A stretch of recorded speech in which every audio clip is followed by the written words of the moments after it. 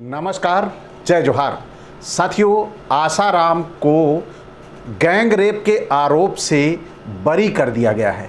साथियों, आसाराम बापू, जिन्हें पूरा देश जानता है और बापू के नाम से पुकारता है, और यही बापू गैंग रेप का आरोपी बनता है, और वो भी एक नाबालिग बच्ची का।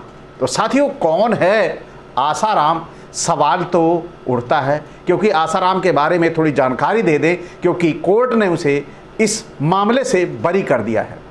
एक साधारण व्यापारी परिवार का व्यक्ति देश भर में आध्यात्मिक गुरु बन गया, देश भर का आध्यात्मिक गुरु बन गया, और फिर वही व्यक्ति अदालतों में दुष्कर्म के आरोपों और उम्र कैद की सजा का सामना करता दिखाई दिया। आज हम किसी आस्था या भावनात्मक बहस नहीं, बल्कि घटनाओं और अदालत के रिकॉर्ड के आधार पर समझेंगे कि आसाराम की कहानी और हालिया अदालत के फैसले को। कहानी शुरू होती है अप्रैल 1941 से। मौजूदा पाकिस्तान के सिंध क्षेत्र के बिरानी गांव में एक बच्चे का जन्म हुआ। नाम था असुमल हरपलानी। वह सिंधी व्यापारी समुदाय से जुड़े परिवार में पैदा हुए। फिर आया 1947 का विभाजन।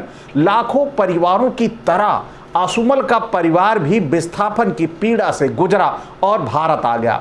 परिवार ने गुजरात के अहमदाबाद में नया जीवन शुरू किया। यहीं से असुमल हरपलानी के जीवन का दूसरा अध्याय शुरू होता है। 60 के दशक में उन्होंने लीला शाह को अपना आध्यात्मिक गुरु माना। कहा जाता है कि बाद में लीला शाह ने ही असुमल को नया नाम दिया, आसाराम। 1972 में अहमदाबाद से लगभग 10 किलोमीटर दूर साबरमती नदी के किनारे मुटेरा क्षेत्र में आसाराम ने एक छोटी कुटिया बनाई।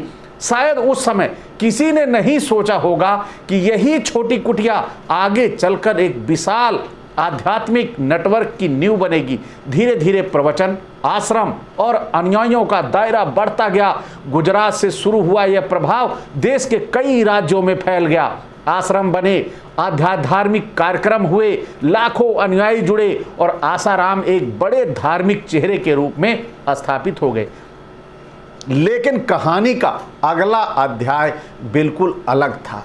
यानी साल 2013 जोधपुर में एक मामला दर्ज हुआ जिसने पूरे देश को झकझोर दिया। आरोप था कि आसाराम ने अपने आश्रम में पढ़ने वाली एक नाबालिग छात्रा के साथ दुष्कर्म किया है। मामला बेहद चर्चित बना।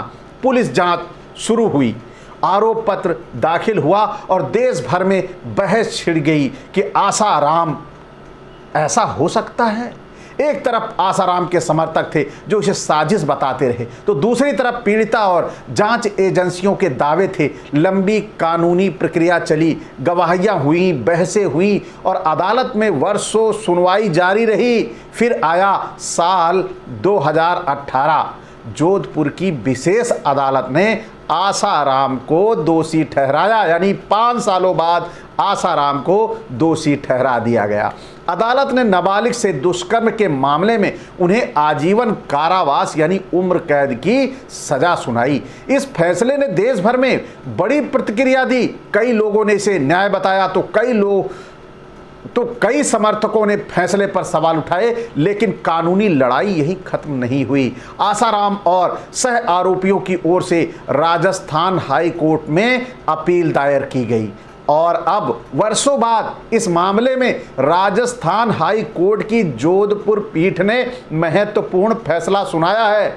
जस्टिस अरुण मोंगा और जस्टिस योगेंद्र कुमार पुरोहित की डिवीजन बेंच ने मामले की सुनवाई के बाद कहा, गैंग रेप यानी आईपीसी की धारा 376D और पॉक्सो कानून की कुछ विशेष धाराओं के तहत आरोप पर्याप्त रूप से सिद्ध नहीं होते।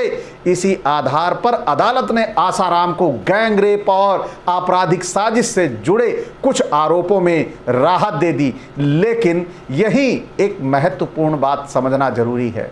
हाई कोर्ट ने नाबालिग से दुष्कर्म के मूल मामले में उनकी दोष सिद्धि को बरकरार रखा है। यानी आसाराम की उम्र कैद की सजा खत्म नहीं हुई है। रेप मामले में दोष सिद्धि और सजा दोनों जारी है। अदालत ने स्पष्ट किया है कि उपलब्ध साक्ष्य इस अपराध को साबित करने के लिए पर्याप्त हैं। साथ ही सह आरोपी शिल्पी और शरद चंद्र की अपीलों पर भी आंशिक राहत दी गई है, जबकि अन्य आदेश यथावत रखे गए हैं। फिलहाल आसाराम अस्थायी राहत या पैरोल अंतरिम जमानत के आधार पर बाहर रह रहे हैं, लेकिन अदालत ने सरेंडर करने का भी आदेश दिया है। इस फैसले के बाद देश में एक बार फिर चर्चा तेज हो गई है, लेकिन इस पूरे प्रकरण में कुछ बड़े सवाल भी निकलते हैं। क्या धार्मिक प्रभाव और बड़े अनुयायी संख्या किसी व्यक्ति को कानूनी जांच से ऊपर बना सकती है? क्या समाज में आध्यात्मिक छवि के कारण आरोपों को तुरंत खारिज कर देना चाहिए? और क्या हमें व्यक्ति पूजा से ऊपर उठकर हर मामले को अदालत तथा तथ्यों की कसौटी पर नहीं परखना चाहिए? लोकतंत्र में अदालतें अंतिम सत्य नहीं, लेकिन न्याय प्रक्रिया का सबसे महत्वपूर्ण संस्थान जरूर है। और शायद यही कारण है कि किसी भी व्यक्ति, चाहे वह कितना बड़ा धर्मगुरु हो, नेता या प्रभावशाली चेहरा क्यों ना हो, उसे कानून के दायरे में जवाब देना पड़ता है। आप इस पूरे मामले को किस नज़र से देखते हैं? कमेंट में अपनी राय जरूर लिखिएगा। और साथ ही साथ अगर आप तथ्य आधारित और वैचारिक विश्लेषण पसंद करते हैं तो जागो पंच को सब्सक्राइब जरूर कर लीजिएगा। मैं हूं अचल सिद्धार्थ, मिलते हैं अगले वीडियो में। नमस्कार, जय जोहार।